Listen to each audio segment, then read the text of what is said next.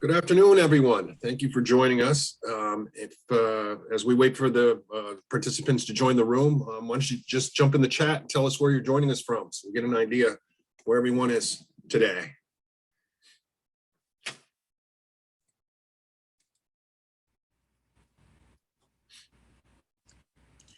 Connecticut, Rochester, New York City, Naples, Florida, Myrtle Beach,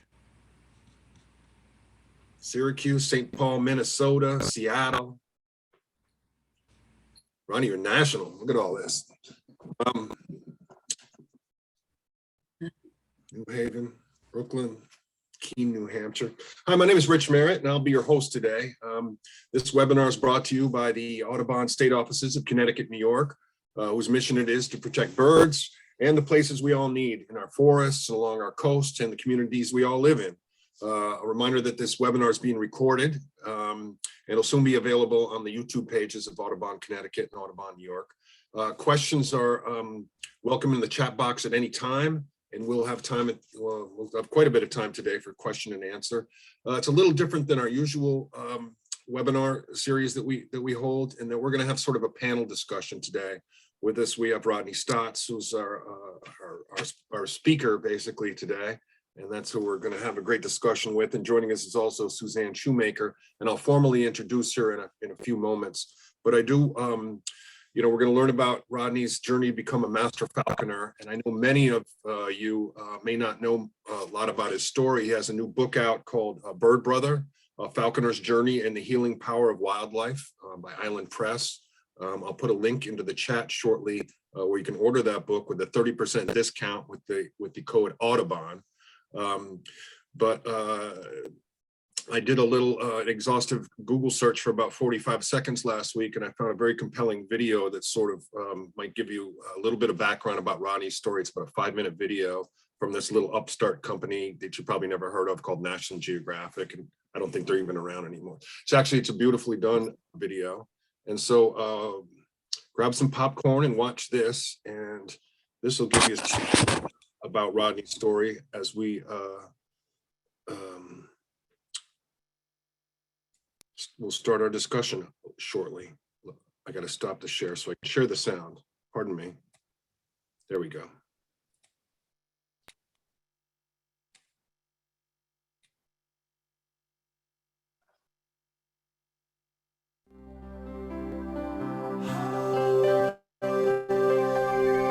What we got in here?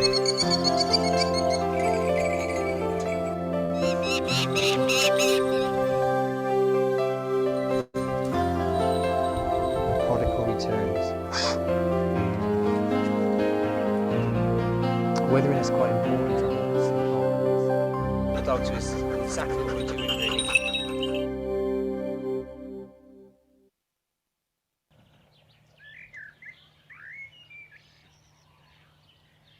This is the village of Frampton-on-Severn, situated.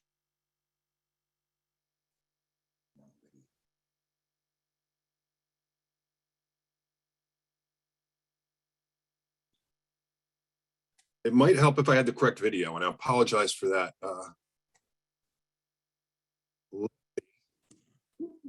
Share this one instead. Thank you for your patience, everyone.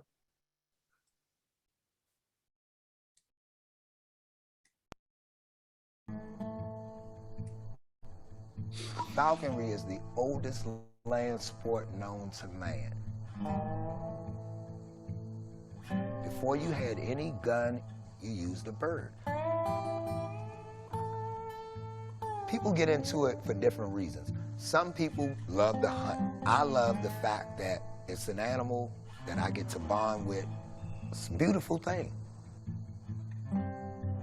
My name is Rodney Stotts. Everyone calls me the Birdman. I grew up Southeast Washington, D.C. I was selling drugs for maybe 15 years before I got caught. And I ended up going to jail for a short period of time, which really was the best thing that ever could have happened to me at that time. Ooh, Toots. What's going on, buddy? I know. The mindset that I had before the Raptors actually came in was I didn't care about people, didn't care about your life, didn't care about my own life, actually. Eventually, you wake up when you realize that you're practicing insanity. You're doing the same thing over and over, the exact same way, and you're looking for a different result. I don't know about y'all, but I'm poop. You tired? I first started working with birds when I first started working with Earth Conservation Corps as far as raptors. I needed a job. I needed some sort of pay stub to show because I got in an apartment. You don't get W-2 selling drugs. It wasn't an overnight thing, not by a long shot. However, as you kept going and you started realizing the more joy that you had was when you were in the middle of the woods and the birds were flying. Come on, X, keep up. Everything else was destruction and death and negativity. The first bird that I ever flew that came back to me was a Harris hawk. Her name was Harriet. I let the bird go, and she flew a good 40, 50 yards away from me. And I put my arm out and I blew the whistle. And maybe 7 seconds later, she was on my glove.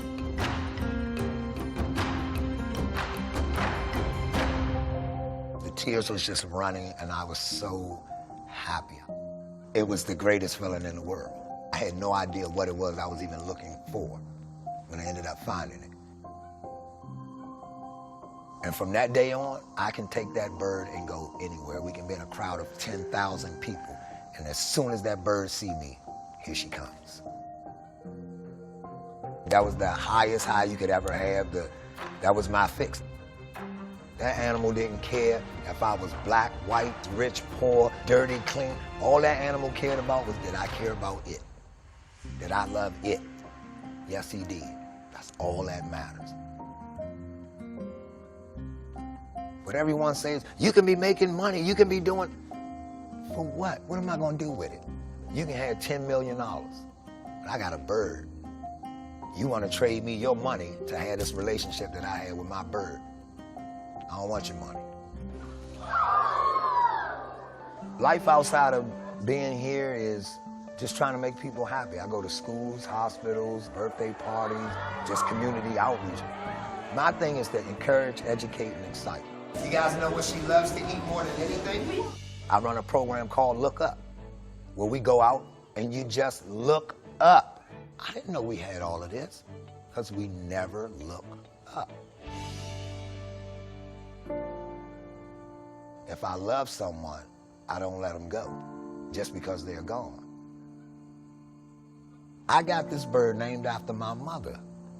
I throw this bird up, my mother's with me, walking, flying over me, watching me like she would have normally been doing. Who can ask for anything more than that?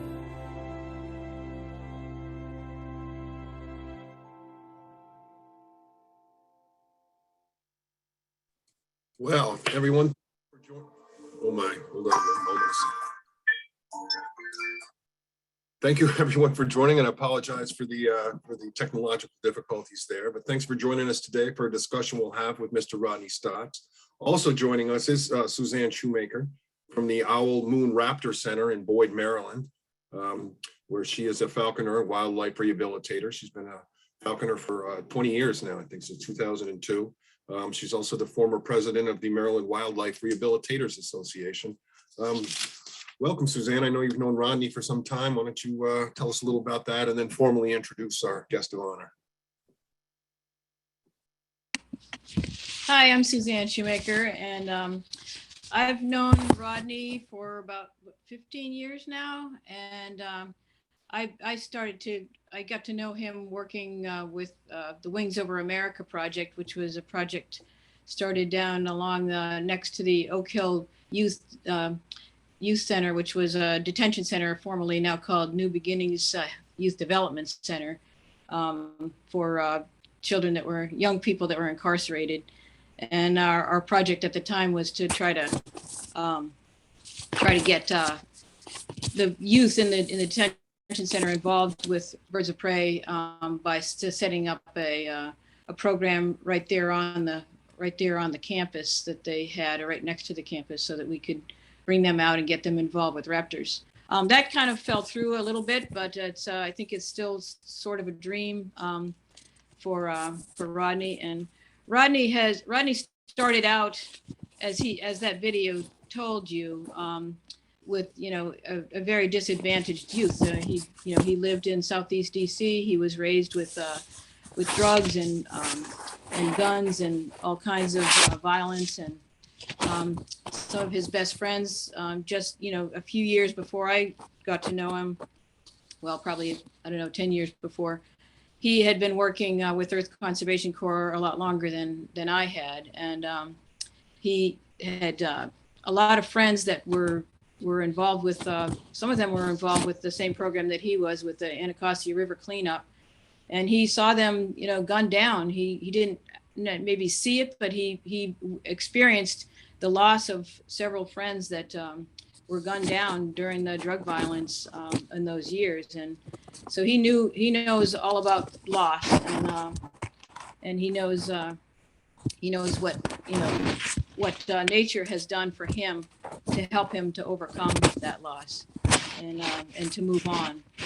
And so he was involved with the Earth Conservation Corps starting in 1992. And he enjoyed, like the video showed, working outside. He felt at peace there.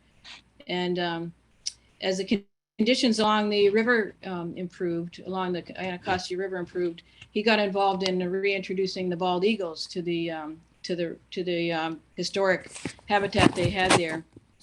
And they used to live there and thrive there until the river became too polluted for them to find any fish. So as that improved and they reintroduced bald eagles to the region, and that was a successful program. And he got involved with educating youth with the birds of prey that the Earth Conservation Corps had in their housing. And then he began. Well, he decided after his drug charges, which he talks about, and he'll probably talk about a little bit today. He went to jail in 2002, and that really was where he kind of got the resolve to change his life and to turn it into something positive, because he could see what benefits these birds could be to him, and he wanted to share and pass that along to the next generation. And so he began to train his own, he wanted to train to be a master falconer, and I was already a master falconer at the time I knew him. And so I was able to sponsor him in that, which was a privilege. I felt it was a really important to fulfill his dream, to have the power to have raptors himself, rather than to rely on Earth Conservation Corps for the birds that he wanted to work with. And so he has gone with that. He's now a master falconer. He's been doing this now for probably, he's been doing falconry for about 10 years, Rodney, maybe something like that. He wants to talk about that. And I think I'll let him go on with that now, if it's a good time to bring Rodney in. Let me just interrupt one moment. Suzanne, I think your notes may be right next to your microphone. So if you want to move them maybe the other side of your computer, it might cause a little less static. Okay. Thank you very much. And thanks for that interruption. Sorry to interrupt. Oh, no. Thank you guys for having me. My name is Rodney Stotts. Like Mrs. Suzanne said, I'm a licensed falconer for the state of Maryland. Became a master falconer after being in falconry for 7 years. You become a master falconer. One of the things that really drew me to falconry, as was said in the video, a lot of people get into it for different reasons.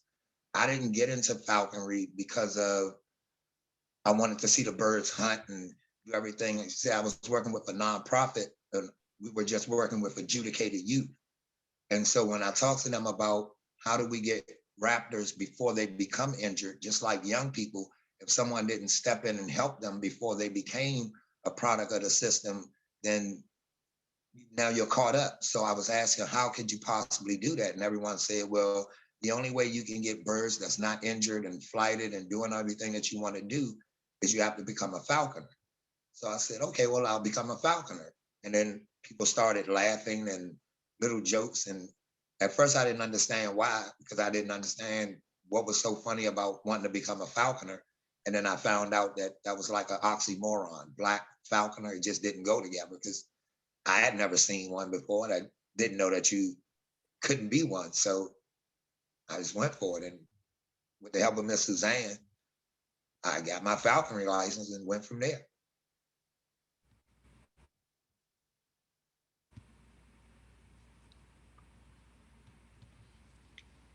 Rodney, you started working with the Earth Conservation Corps as a young adult. What'd you learn about the importance of cleaning up the environment? Well, one of the big things I learned was we were more responsible for messing it up to begin with. I mean, a lot of the things that we ended up pulling out of the rivers were things that was in our everyday homes, tables and couches and chairs.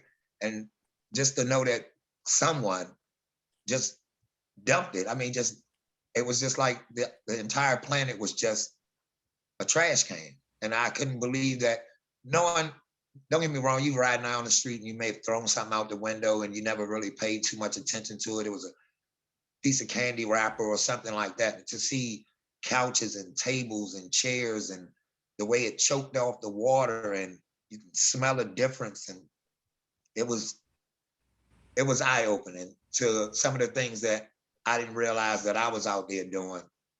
I'm just saying, well, it's nothing but a piece of paper, but it all ended up in the water system, which was polluting the water, which was killing the fish and killing the turtles and killing the other animals that come down to drink. So I learned a lot about my own personal footprint, I guess you would want to call it, of how I was mucking it up, how I left my footprint in the mud instead of in the sand like it was supposed to be, I guess.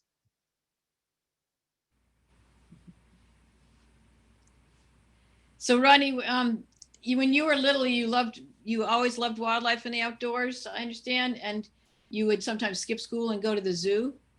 Yes, Did ma'am. you want to talk a little bit about that? How did you get there, and what was your motivation? I never really liked people. We all have this tendency of wanting to be better than someone else or flash more and do all of this instead of wanting to just help each other.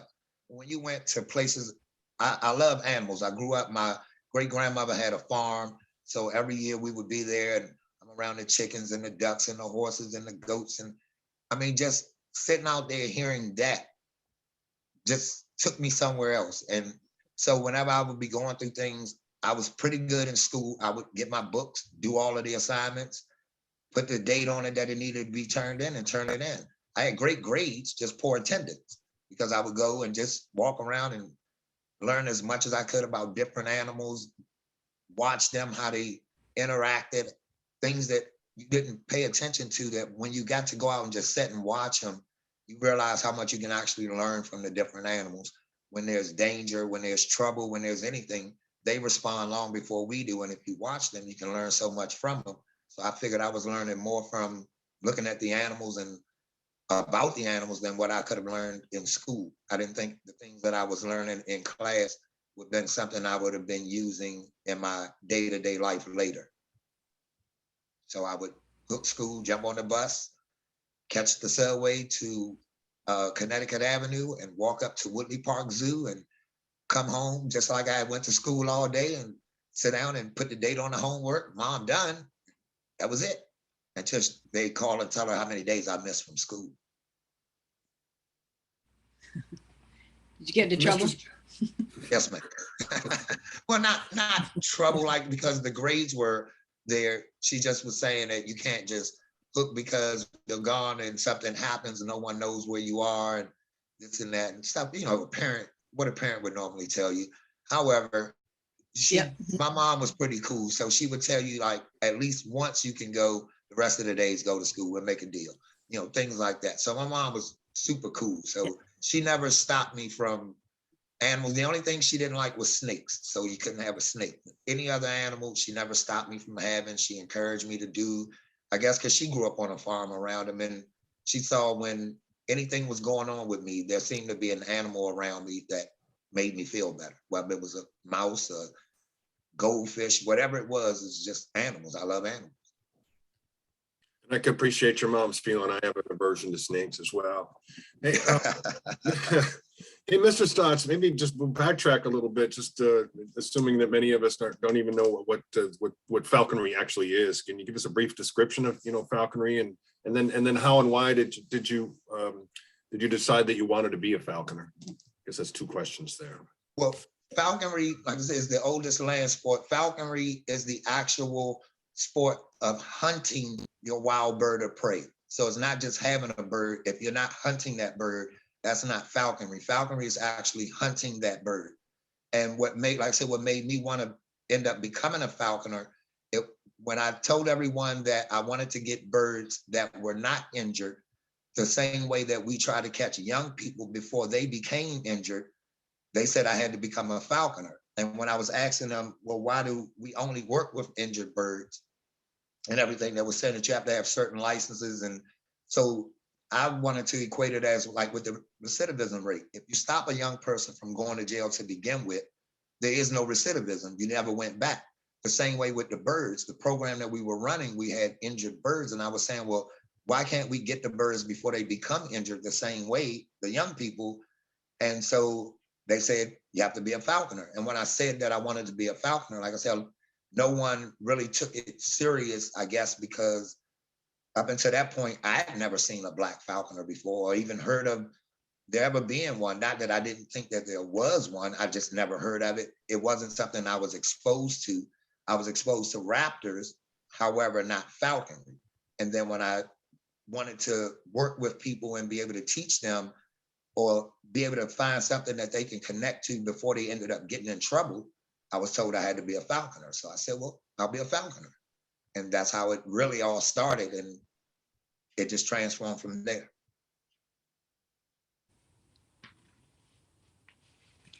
So can you, what is it that impresses you most about the birds of prey? What is it that you like to see? I think one of the most special things to me with them is that, like, when you grow up and you watch the movies and you see the movie about the birds and all of this, how they attack and they kill you and they do all these things. And so you get it locked in your head that all of these crazy things are getting ready to happen. But then when you see this hawk, something, or eagle, or owl, or falcon, something that you know actually hunts, that actually does this daily to survive, and you see it coming at you, and there's a small part of you that's saying, please land on the glove, please land on the glove, don't hit me, don't. And then when they land on that glove and you realize that the bird could have taken off and flown away, it could have did anything, but it decided to come to you. So that, I think that apex predator that allowed me to be a part of his family is the thing that draws me in the most with raptors, because when you're free flying them, as you know, Ms. Suzanne, if that bird doesn't love you, trust you, want to be with you, it has nothing holding it down, so it can just take off and leave you. And to have it come back to you, to me, was just a blessing, was just super special. And it was something that was that, like I said, that drug that you chase for the rest of your life, that high you can never get again. So you just keep chasing it. However, it's a good high to chase. It's your birds. So it's a good thing to chase. Good answer. Mr. Stotts, Elizabeth Shaw asked a question. I guess I'm paraphrasing a little, but can you share with the audience the process one has to undergo to become a falconer, and how your experiences with that? Well, to become a falconer, first you have to find, I believe it's a third year general or master falconer to sponsor you. And once you find a sponsor, you'll get the book, you study the book. There's about, I think it's close to 300 questions in there in total. So you'll study, you'll call Fish and Wildlife, and you'll let them know that you're ready to come and take your test. Your sponsor will sign a letter with their federal permit number on it and everything, saying that they are sponsoring you. You'll go, you'll take your test. About 2 or 3 days later, they'll call you back with the results. When I went, I was luckily, they actually did my test with me that day and gave me my results that same day. Then technically you're an apprentice. You have to have your aviary, which is the housing for your birds.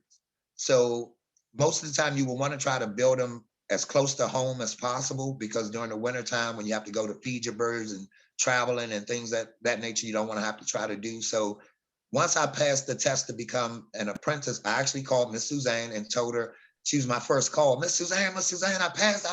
And she said, I knew you was. And she was so proud. And I went home and I got to thinking and I called her and I said, can I build an aviary in my backyard? She said, that's where you want it. So she donated wood to me and everything. I went down, got it, came back. You'll build your aviary.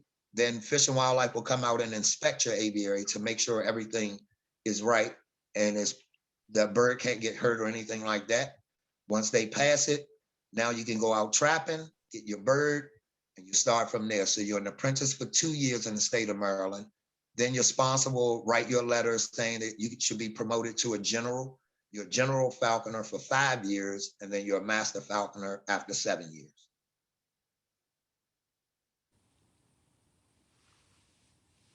Thank you.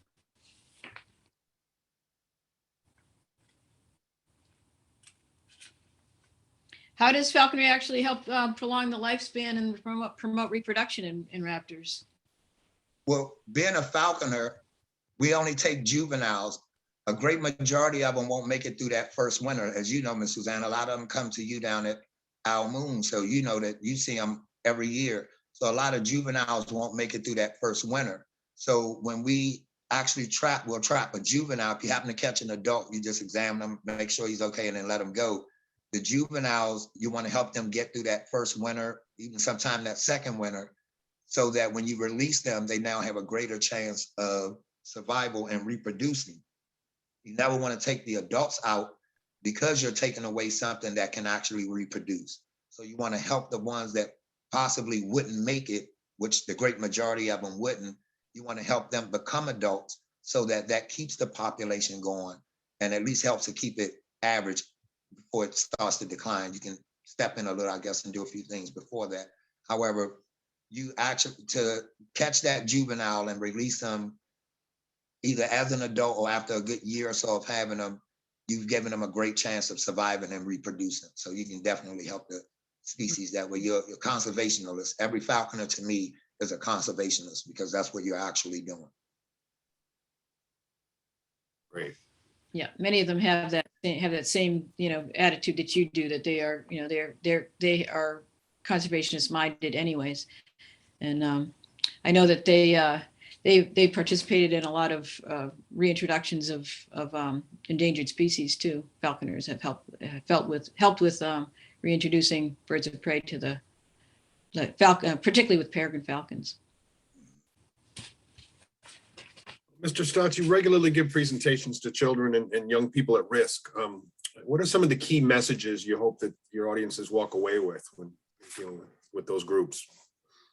Well, it's not just for them, it's for everyone, that you're not the mistakes that you make unless you continue to do them and just that's what you want to be. That there's the only thing that can stop you is you. Don't fear anything, just shoot for it, go for it. We're going to go through ups and downs and everything. And I just want people to realize that, no matter what you're going through, it's going to be better. And there's a way to help make it better. You can help someone else help to make it better.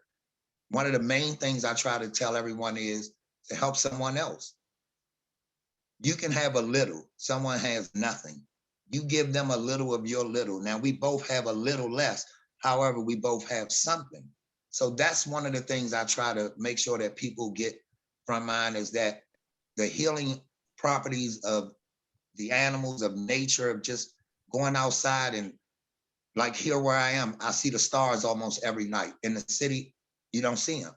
You can't hear, you can literally hear the wind flowing through the trees, that summer breeze that you hear about in songs and stuff like that. You can actually feel that. And when you're up there in the city and you have to duck and worry about everything and all the pressures of the world is coming out, you lose out on everything. So I just try to tell people just to always try to find some sort of joy in something and try to give back something to someone. It doesn't necessarily have to be monetarily. It can be your time. It can be just a compliment. It can be anything. Kindness doesn't cost anything. So just try to share something, make that dash in between your born and your death date mean something. That's all. Can you tell us, this is the good lead into the last question I have, is tell us about Dippy's Dream. What is Dippy's Dream, and what does the name mean? I know you have that has special meaning, and what progress have you made in that, and what is your dream for Dippy's Dream? Okay, I'm gonna be kind of off for a second. I'm sorry, guys, but this is Dippy right here, and that's my oldest brother Chuck that passed away a couple years ago. Dippy's my mom. Her name was Murray Stotts, and Dippy's Dream, I was able to get a house about 4.5 years ago. I have 7 acres of land. Like I said, my mom, she grew up on a farm, so we were on farm and everything. And I know what animals and nature, the healing of it can do for you. And so when I was able to get the home, one of the things I decided to do, especially when the pandemic came about, was I wanted to make a human sanctuary. It's named after my mom. However, I want a human sanctuary. It's not an animal sanctuary, even though we have horses and birds and dogs and a little bit of everything. It's a human sanctuary with animals for healing. I know that when I lost my mom, even to this day, when I'm sitting here, my mom's been gone for 6 years now. And even when I'm missing her to this day, I can grab a bird and sit there and talk to the bird. And I hear everything my mom would have told me, not what I wanted to hear. I would hear exactly what she was telling me. If I was in the wrong, she would be telling me, you know, you're wrong. Go do this, go do that, go do this. You know, so that whole place to just be able to come and let loose and relax and literally camp out and sleep under the stars and unwind, unplug the phones, cut the games off, and really let your body heal.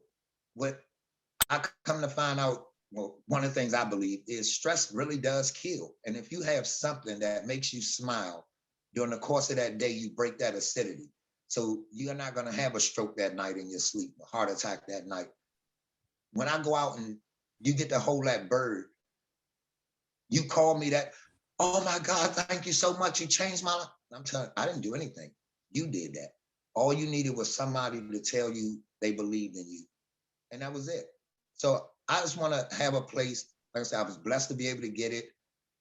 I have 7 acres in total. It was 5.5 acres of complete wood. So I have about another 1.5 acres to go to finish clearing the land out to have it where you can have areas where you can cook out and pitch the tent and everything like that. I've been doing this now, like I said, for the last few years, just cutting it all down.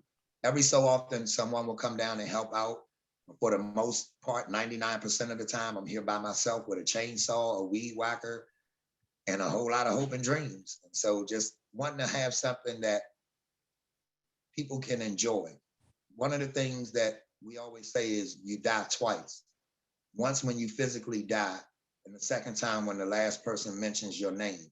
So everything down here is named after loved ones and things of that nature. And if there's someone that you loved and was gone, you can actually name that animal that name for the weekend. So if you had an aunt named Janice and she passed away and you're down here and you're out there with one of the horses, well, that horse's name is Janice for the weekend. So go talk with Aunt Janice all weekend, just to have something, to be able to get that release. I know what it does for me. I would be in a padded room with a straight jacket on and everything without my animals. So I just want to try to get back to anyone that wants it and needs it. It's incredibly beautiful, Mr. Stotts. Thank you. I do want to say too that this is the most questions we've ever had rolling through the chat during one of the webinars I've been involved with for the last couple of years. So this is some great stuff. I got a question, and I'm paraphrasing a few that asked a similar one too. You talked about the oxymoron, earlier about, being a black falconer and how those things are an oxymoron.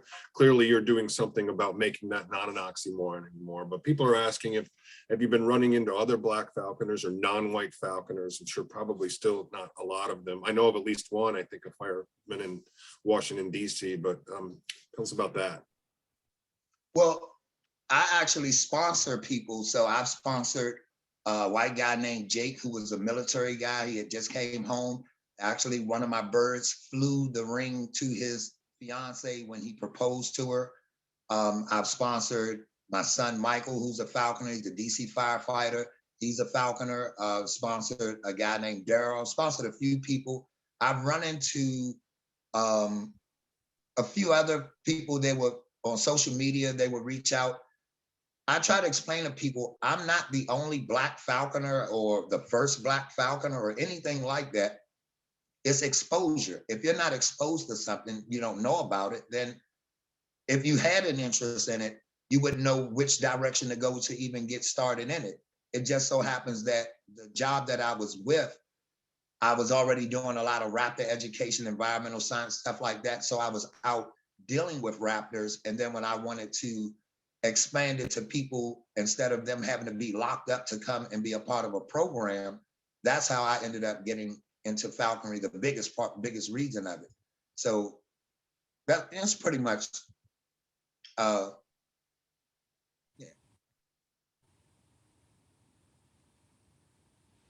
If that answered your question.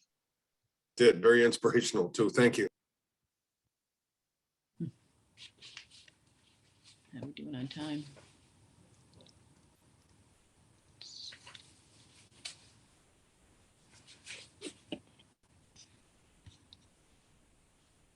Suzanne, while I you're saw looking on the chat, someone asked a question about, paraphrasing, what was the biggest threat to raptors in the United States? People, us. We're the biggest threat to every animal on the planet. When people say, I found this in my yard, or this was in my, no, actually we took their yard, and of course they're gonna find these animals then. So we're the biggest threat, the things that we do, like I said, even down to me at the time when I didn't think about it, and you would have the 6-pack for your sodas or something like that, and you happen to just throw it down. There was a trash can that was overflowing, and you just threw it on in, and it washed into the river. Well, I've seen the effects of what those 6 rings do to the fish, to the birds, to the turtles, to everything. So it was a great lesson learned, everything, throughout this whole process. So you definitely, you can't do this without changing who you are. I have to second that as a wildlife rehabilitator. You know, the 99% of what I see in the birds is are human hazards that are out there, human caused hazards. And now we're going to add climate change to it.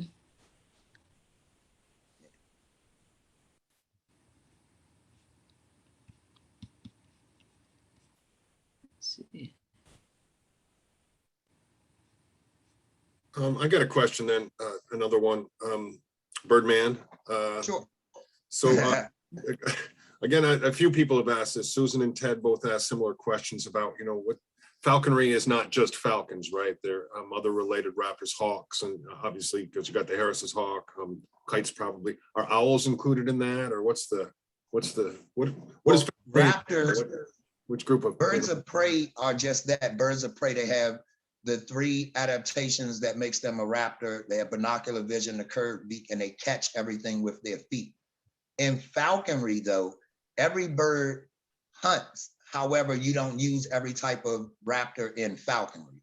Some, you may have, say, a red-shouldered hawk, and those hunt real small game, mice and little small birds and stuff like that. So that's not something that you would want to get up at 6 o'clock in the morning at 40 degrees outside and go outside to chase mice with a bird, you know, things of that nature. So I don't know all of the reasons why they don't use certain birds in certain states. In New York, I believe red-shouldered hawks aren't used in falconry for your first bird. A Harris hawk can be used. In Maryland, a red-shoulder is used. So different states have different reasons why. I don't know what the exact reasons are why they do it that particular way, though.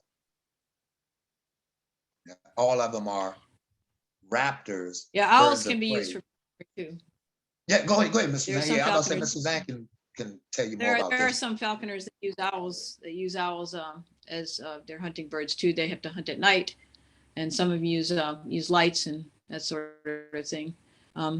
So yeah, owls can be used for falconry too. And the 2 that you can put on your permit is a great horned owl and a Eurasian eagle owl. Yeah, the Fish and Wildlife determines and their states determine which ones are legal to hunt with, and that is based on their populations as well as their, there are some birds are not suited to it, but there are a lot of birds that are suited to it that are not allowed, you're not allowed to hunt with because they are, for some reason or other, they're endangered or, declining. And they don't want you taking them out of the breeding population.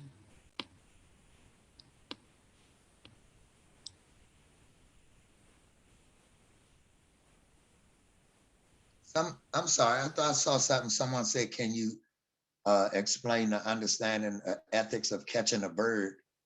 Well, I can tell you from my personal experience of what I know of it is the fact that just like with the bald eagles, we help return bald eagles to the nation's capital in the Maryland, DC, Virginia area. Eagles haven't nested there in 40, almost 50 years. The last nesting pair had left in the late 40s, early 50s because of the DDTs and poison and contaminants in the water. So if it wasn't for you actually trapping some of these raptors or animals, certain animals, period, then they would go extinct, period. So just like with the peregrine almost went extinct. And so if it wasn't for programs of having these particular birds and then breeding them in captivity and being able to reintroduce them to the wild, you would lose countless species. So that, as far as I'm concerned, the ethics reasons, that would be my answer to that. I'm just trying to read some of the questions at the bottom, that's all. Yeah, that's a great point, Mr. Stotts. And also, I think a question that was asked a number of times too is how you've gotten birds that you've had, and how'd you got your first bird, and what was it, and what kind of birds besides a Harris's hawk have you worked with? Kestrels, red tails, red shoulders, Cooper's hawks, sharp shins, falcons, Eurasian eagle owls. I went to the American Eagle Foundation up in Pigeon Forge, Tennessee for a while, worked with some golden eagles for a little while. My very first bird was a red tail hawk. I caught a red tail hawk.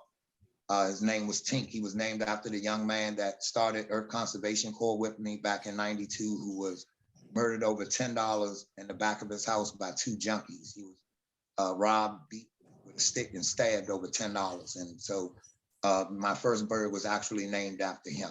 So it was a red-tailed hawk. And you go out, you trap your birds. Some birds you will actually buy, like Harris hawks that are not native down this end.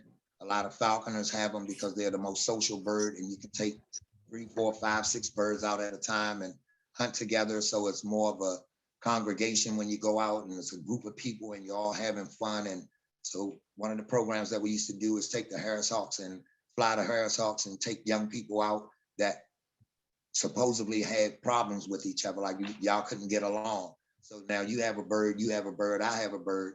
At the end of us walking, we have to have back all 3 of those birds. So you guys have to learn how to work together, put whatever it is to the side and get these birds back. You know that the birds weren't going anywhere because you trained these birds. So you know they weren't going to go anywhere. You make the people think they're losing your bird, and now they have to work together. And then they realize that they had more in common than they had differences. They just never took the time to talk to each other. So you just create scenarios that make people have to interact, and they realize that we have more likenesses than dislikes and things of that nature. It's just one of us was stubborn and the other one was hard-headed. And we didn't want to listen or look at the other ones. And now someone stepped in and made it where as though we had to, and now we're the best of friends.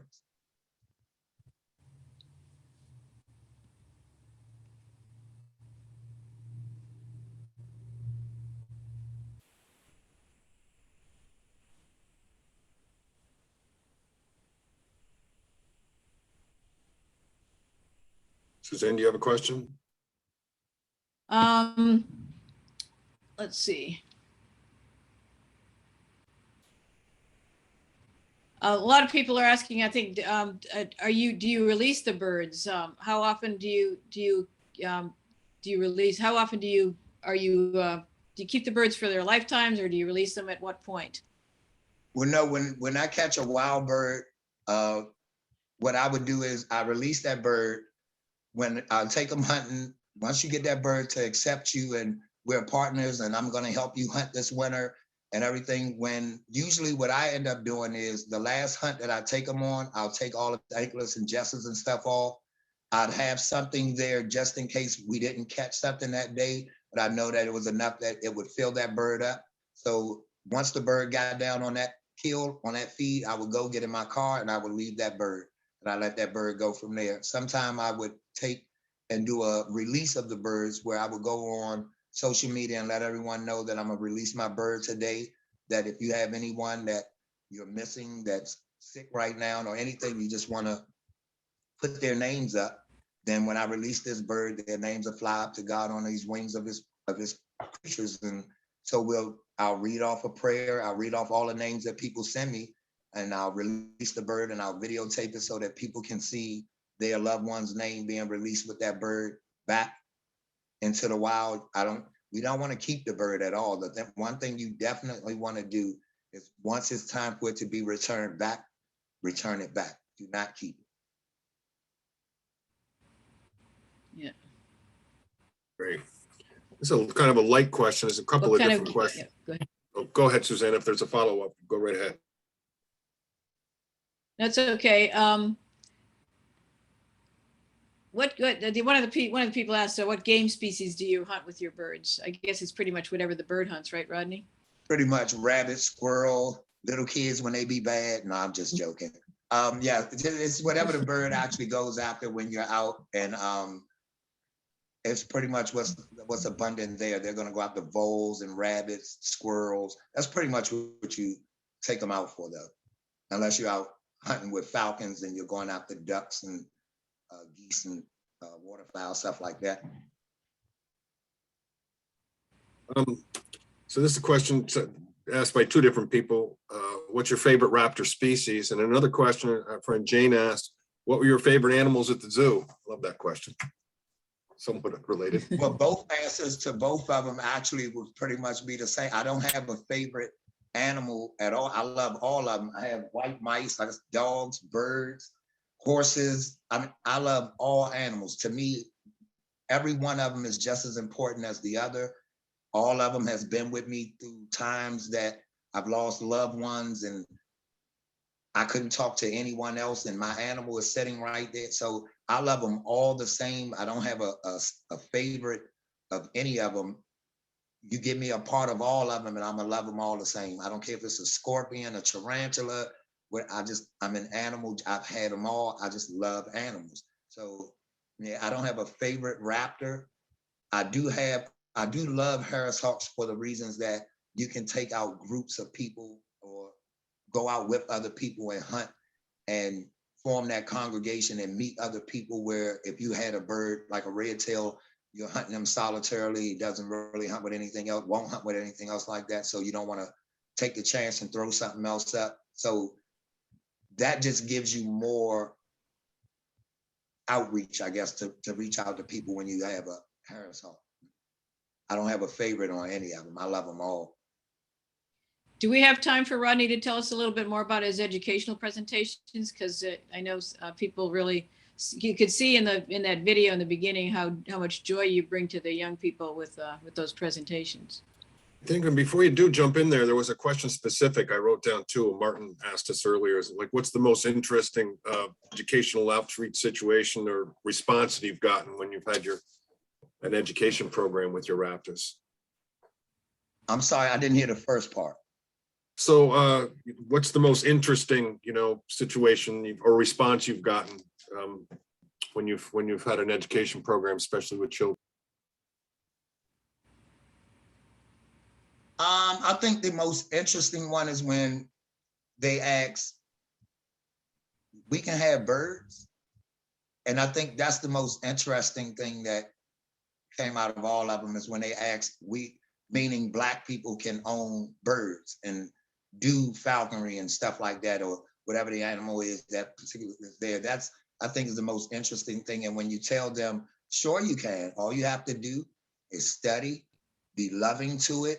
You have to respect it. And, you're going through your whole spiel of the love, respect, cherishing it, knowing when it's time to release it, helping it, what's the reason for doing it and everything. And to see them walk away saying, I can be a falconer, or I can do this, and and just seeing that's one of the greatest things for me that I get from this. You can't pay for that. That's something that little kid, for the rest of their life, you made a memory. That dash means something now. And so those little things that you don't think really meant anything, I've had people come up and say, "You're the bird man. My child won't stop talking about you. I don't know what you did with that bird, and this and this and this, and whatever it was, thank you. And just stuff." So those things like that is just, I guess, the most interesting highlights of what goes on, some of the things I've experienced, I guess.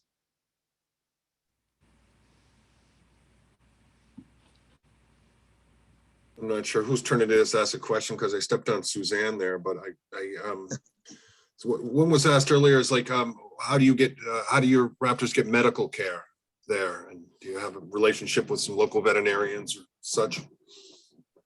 Actually, Miss Suzanne, I'll either take them with her, or I'll call, there's a vet that we used to take them to. You have city wildlife. You have to take them to an avian specialist though. Most veterinary places that you will go to would not be equipped to handle a bird. Like the normal one you would take your dogs to or something, they're not equipped to handle raptors. They, most of them don't know about like bumblefoot or coccidiosis and stuff like that. When you take them there, you have to make sure you go to a avian specialist. There was one in Rockville that we used to go to a while back, and like anytime just for checkups and stuff, we may go with Miss Suzanne, or City Wildlife had vets that would come out to do the exams on the birds at the facility. So my birds were there also, so we would get them all done together. Yeah, there's a lot of vets that don't treat birds of prey. They won't even look at them.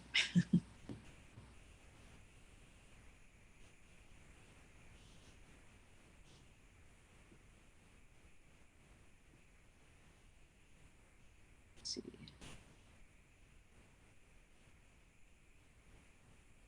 I have 4 birds right now, 4 Harris Hawks. I'm just reading questions and answering them as I saw them, that's all. That's great. That's all. I have a good one though. How do people connect with you to work with you to help you to fulfill your dream of Dippy's dream? How would somebody be able to help you with that? You can go Is on there any? Rodney's Is there any? Raptors. Yes, ma'am. Just go to Rodney's Raptors. I tell people, if you can't remember my name, just type in the black guy with the birds, and then I'm gonna come up. No, I'm just joking. If you type in falconry or something like that, then I'll definitely come up. DC Birdman, guy that's just trying to help other people. Yeah, I mean, that's just one of the things I like to say real quick though, before we do go, is a special thank you to you, Miss Suzanne, because you are the one who sponsored me. And with you doing what you did for me, I'm able to do for others. So that's the kindness that I be trying to explain to people. You didn't have to do it. You could have did like and said like everyone else did. However, you saw something and you decided to do it. So I want to make sure that you know how much I love and respect and thank you for everything, because like we talk and I tell you, this, not to say it never would have been possible.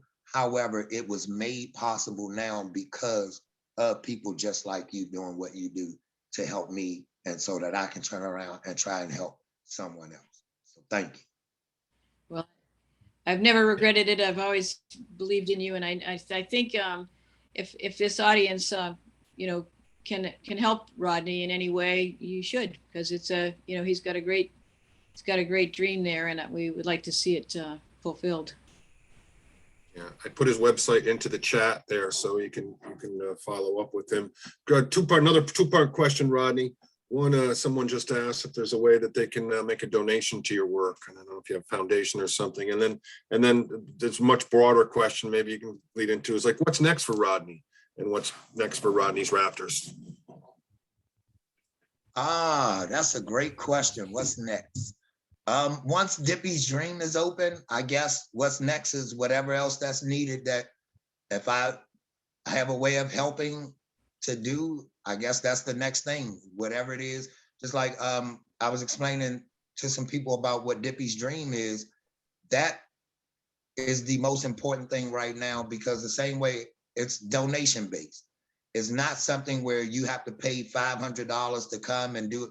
No, because you can't afford something doesn't mean you don't deserve it. You can get up every morning, feed the homeless, walk kids to school, read to the elderly. You don't have the money to learn to ride a horse. They want to charge you $1,500. So does that mean you don't deserve to learn? No, it just means you couldn't afford it. Well, guess what? You had $50 and you were able to get here. You donated the same $50 and you learned everything that you would have learned that those people were trying to charge you $1,500 for.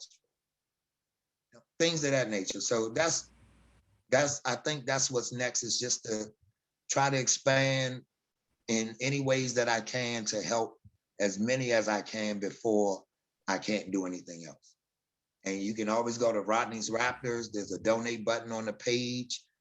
I have a P.O. box if you like to write a letter. I love letters. P.O. Box 752, Charlotte Court House, Virginia 23923. And you know, I think that's about what's next, is whatever the good Lord has in front of me that tells me this is what's the next thing for us to do. That'll be our next project. But for right now, I love doing this. I love to see people smile. I love to make people happy. You know, we have enough stuff every day that if you just sit there, it'll make you cry. You know, so to have something in that middle of that day that can make you smile and to be able to be the one that does it, that's a blessing. So, I mean, just to try to continue to be a blessing to somebody.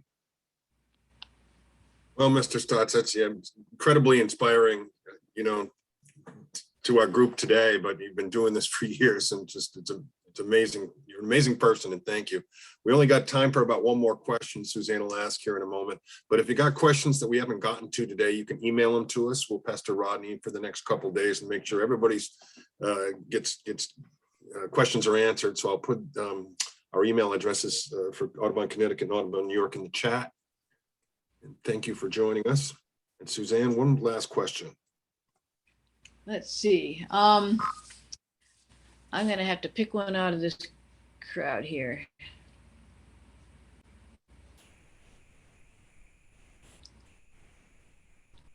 Let's see. How do you, well, I guess it's kind of a long question. When you release the birds, do you feel sad that you won't see it again? No, actually, I'm happy. When I released that bird, you wouldn't know if it was the same bird or not, 9 times out of 10 anyway. However, when I released that bird, I'm so comfortable that that bird has a 90, 95, 100% chance of survival if we don't bother it. People don't do anything. That I'm just happy that it's back in the wild. So if it sees me and it recognizes me, I hope it just blinks an eye at me and keep on going. And I don't want him to come back. I want him to be free and reproduce, and that way I can catch one of his babies and help them make it. Good answer. Well, everyone, thanks again. That's all the time we have. Thanks for joining us today. And thank you to Mr. Rodney Stotts for this amazing, wonderful conversation and chat, and to Suzanne for your participation. Thanks so much. Again, if you'd like to order Rodney's book, you can do so at Island Press. It's in the chat. I'll drop it in again right now. And if you have any additional questions, I just put our emails on the chat that you can send them to us, and we'll pass those along to Rodney. Let me just drop that in the chat, that order form. I understand that I may have misspoken earlier, and the discount may only be 20%. I apologize for that if that's the case. Still says 30 here with the cut and paste. All participants will receive an email in the next few days with the link to order the book, as well as the links we talked about today, and a link to the recording of this webinar. And thanks again. We hope you'll join us next webinar on February 16th, as Steve Hagenbu of Audubon, Vermont will present to us on bird-friendly maple. Makes me want pancakes, but thanks again. And thank you very much, Mr. Stotts, so much. All right. Thank you, Rodney.